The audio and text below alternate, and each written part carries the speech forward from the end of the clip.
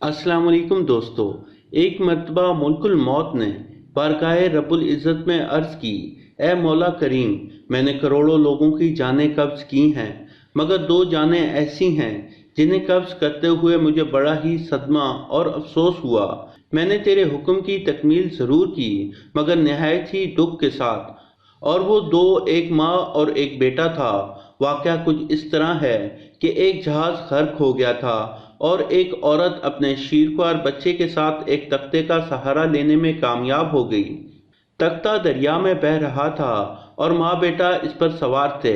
ए मौला करीम, अचानक तेरा हुक्म हुआ और मैंने माँ की जान इस तख्ते पर निकाल ली। मेरे लिए परेशान कुन बात यह थी कि माँ मर चुकी है और इस बच्चे का क्या हशर होगा।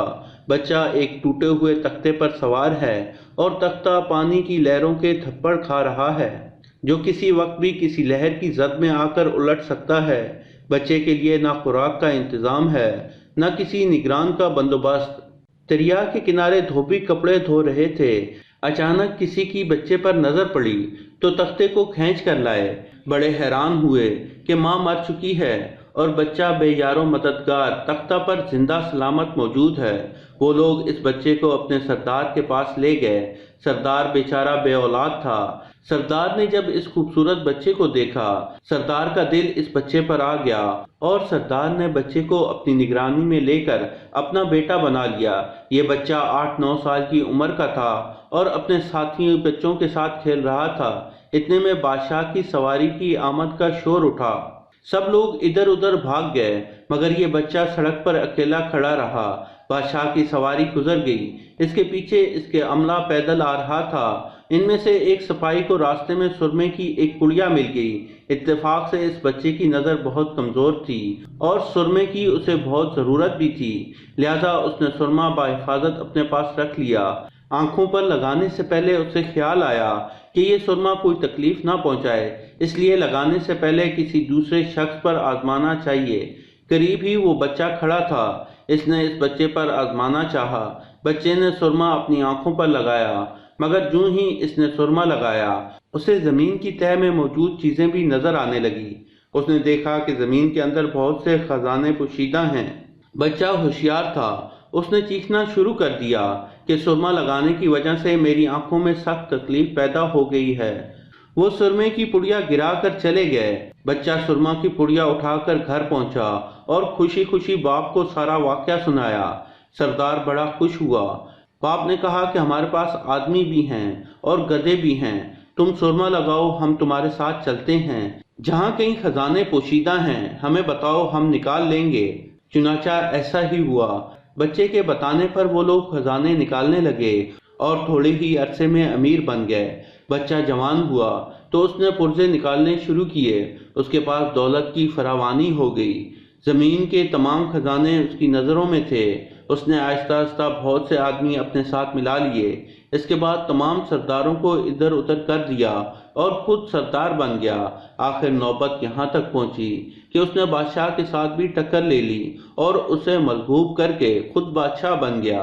इस बच्चे का नाम शिद्दात था और ये बच्चा वही बच्चा था जिसकी माँ तख्ते पर मर गई थी और ये अकेला दरिया की लहरों के साथ बह रहा था। कहते हैं कि जब ये बरसरे इक़्तिदार आया तो उसने हुक्म दिया कि एक ऐसा कमाल दर्जे का शहर आबाद किया जाए जिसकी एक ईंट सोने की हो और दूसरी चांदी की हो। इसमें एक आलीशान बाग हो जिसमें दुनिया की हर चीज मुयस्सर हो। जब वो शहर हर लिहाज से मुकम्मल हो गया तो शद्दाद ने इरादा किया कि जाकर इस शहर का नज़ारा किया जाए। चुनाचा वो शहर देखने के लिए निकला। अभी वो दरवाजे तक ही पहुंचा था कि मलकुल मौत को हुक्म हुआ कि उसने जाकर वहीं उसकी रूह कब्ज कर ली और उसे इतना मौका भी न दिया कि अपने बेमिसाल बाप को एक नज़र देख सकता। मलकुल मौत ने कहा कि ए मौला करीम, इस शख्स की रूह कब्ज करते वक्त भी मुझे निहायत ही सदमा पहुंचा कि वो शख्स हर चीज तैयार करके उसे देख भी न सका। हक ताला ने फरमाया, ये वही बच्चा है जिसकी माँ तख्ते पर मर गई थी और इस पर तुझे तरस आया था। इस बच्चे ने बड़े होकर नाफरमानी की, खुदा के हुक्म से बगावत की और सरकशी इख्तियार की, मगर हमने उसे खुद साख्ता जन्नत में कदम रखने की मोहलत भी न दी और उसे बाहर ही हलाक कर दिया। اسی جنت کے بارے میں مشہور ہے کہ وہ دنیا میں موجود ہے مگر انسان کی نظروں سے اوجھل ہے۔ سیدنا حضرت امیر معاویہ رضی اللہ تعالیٰ عنہ کے زمانے میں ایک صحابی کا اونٹ گم ہو گیا۔